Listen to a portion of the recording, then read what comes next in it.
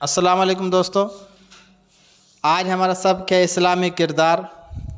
आइए इसके 5 मुमकिना मारूदी सवालात लिखने की कोशिश करते हैं।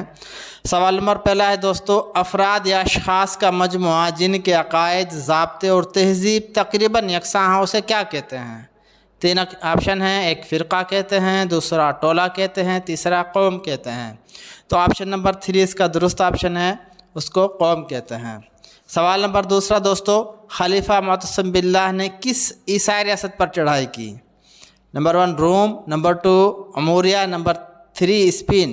तो इसका दूसरा जवाब जो है, दूसरा ऑप्शन अमूरिया पर चढ़ाई की थी, ये दुरुस्त ऑप्शन है। दोस्तों ये ख्याल भरना है। तीसरा सवाल, शख्सी ताकत डैश ताकत का मजमुआ है, गिरोही ताकत का, फ़िरकाना वाराना ताकत का या कौमी ताकत का? तो इसका तीसरा ऑप्शन जो है कौमी ताकत दुरुस्त ऑप्शन है। सवाल नंबर 4 है दोस्तों, तलवार नजूमी से ज़्यादा डैश बोलती है, सच बोलती है, झूठ बोलती है या कुछ नहीं बोलती? तो इसका पहला ऑप्शन सच बोलती है, तलवार नजूमी से ज़्यादा सच बोलती है। तो इसका पहला ऑप्शन सच दुरुस्त ऑप्शन है।